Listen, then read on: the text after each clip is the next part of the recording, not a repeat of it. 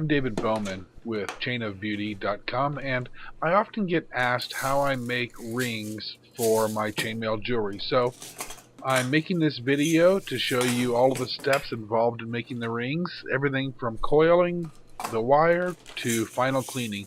So let me dig through my box here of all of my supplies.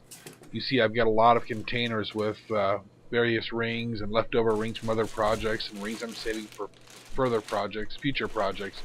Alright, well, I've got a couple bags of silver wire here, but let me pull out the 20 gauge. I'm going to be using 20 gauge wire, sterling silver. This is half hard wire, and I'm going to use this to make a full Persian bracelet. I make the full Persian bracelet in both 18 gauge and 20 gauge, but somebody wanted the slightly smaller version, which is the 20 gauge wire. Alright, I've got a big coil here. I'm going to be working straight off the coil. I don't pre-cut the wire because I usually end up with little bits of leftover wire that are hard to use. So I work straight from the wire. I'm going to pull about 5 feet, or pretty much my entire arm span, and that'll be about right for making a single coil of wire as I start to coil it up.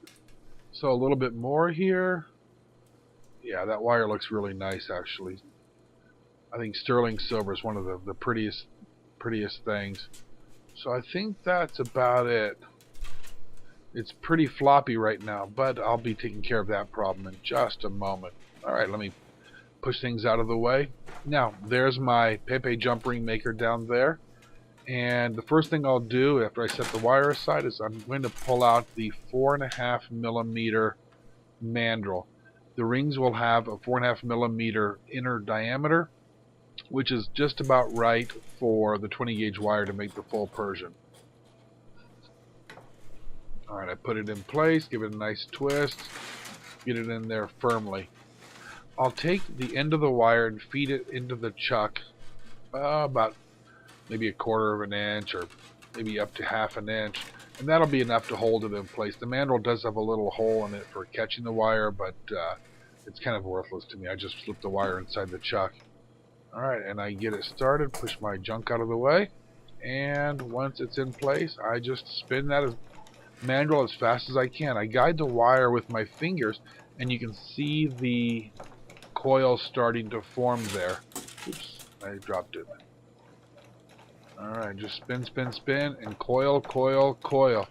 Now, looking at the wire as it's feeding into my hand, I notice that there's a little kink in it. So, when I get close to that kink, I'm going to slow down. Oh, there it is, right there. Just a little bend in the wire. I'll straighten it out and then feed it carefully onto the mandrel to make sure that it still coils correctly. And I speed back up a little bit.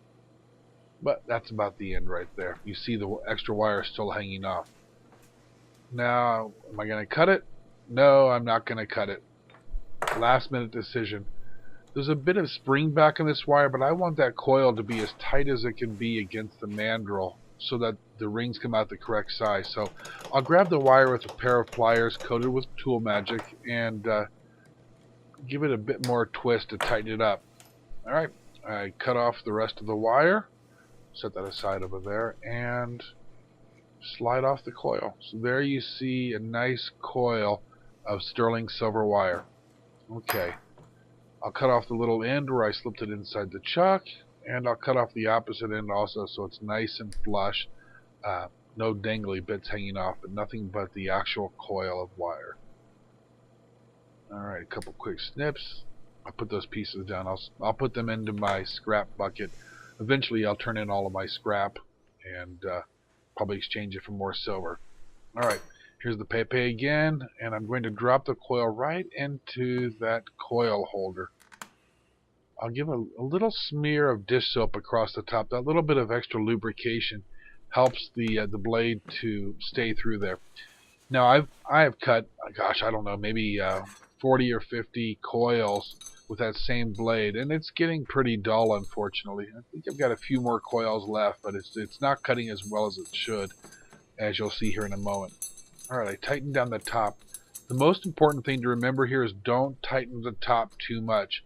If it puts too much pressure on the top of that coil, then it actually holds those rings far too tightly, and the blade won't be able to pass through easily. They'll actually smash down onto the blade and can stop it, which of course is not good for the blade or for the flexi shaft.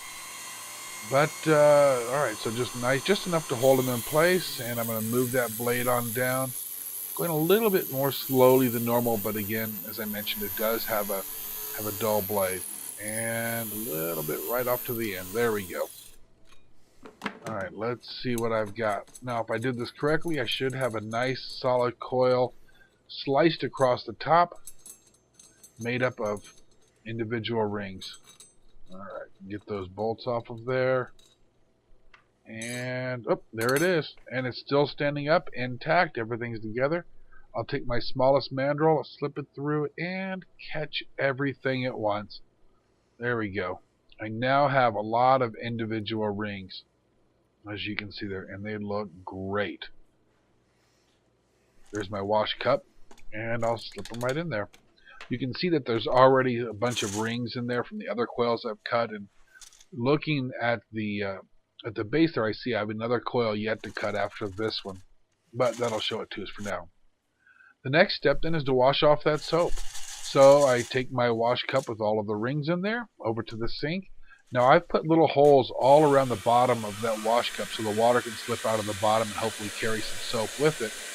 But the first thing I do after giving them a quick spin, yeah, you see the water coming out of the bottom there, is I'll just fill that cup right up, and all the soap, see all that foam across the top, goes right out of the top. And then I give it a good shake around, and that forces all the water out of the bottom of the cup through those holes that I mentioned. I'll do this a few times until it runs nice and clear. You can already see that it's just about clear right now. Alright, shake, shake, shake. Let it drain out. It actually is kind of important to shake it, so it will carry that soap out. Now, for some reason, I'm only using hot water there, and I assure you, that water was pretty hot. It was not too smart. I probably should have put a little bit of cold in that hot water, but we'll do it one more time. Don't learn from my mistakes, apparently, and ouch. But it's clear. You can see how all the water comes out of the various holes there. Give it a good spin. And now all that's left to do is dry those rings and see how they look. Already they're looking very nice. Okay, just a paper towel, and out they go. Oops, I didn't turn it over fast enough, so I lost some rings out of the side. Sometimes those rings get stuck to the edges because the inside, of course, is wet, and those rings are very small and very light, so they will stick on there. So I'll just give them a little tap, tap, tap, and make sure I've got them off. Alright, I'll spread them out. You see I do have a lot of rings there. That's 7 coils of rings. It's a bunch. Okay, just tapping them out to dry them. They're still sticking to my hand a bit because my hands are wet.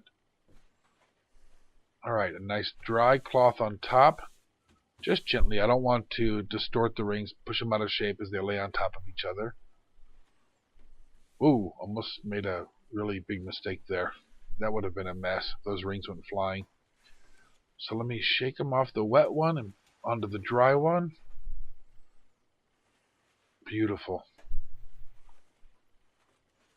Okay, pick up those ones I got away from me, spread them out. Oh, they're looking good. So now what I'll do is I'll put them in a little canister. I get these little beading canisters. They come in packs of, I don't know, 5 or 6 or something like that. But I find them to be a really great way to store the rings, just to keep them together. See, there's one of the rings now. Pretty, huh? Yeah. And small. But like I said, that's a 4mm inner diameter 20 gauge wire, so that they are kind of small rings. All right, let me get my little canister now. There it is. Okay, and I already have some rings in there. I didn't think I had enough for the bracelets I wanted to make, which is why I'm making these anyway. So I'll add these new ones to the ones I've already cut.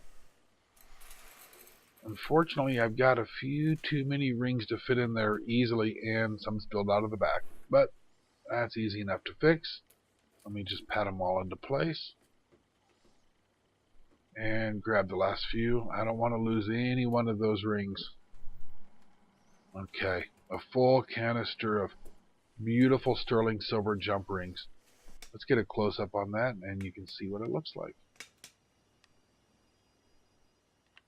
There we go. Nice focus. Those are going to look great. All right, that's all there is to it. That's making rings. I'm David Bowman of Chain of Beauty, and what you're looking at there is the bracelet that these rings are going to turn into. Thanks for stopping by.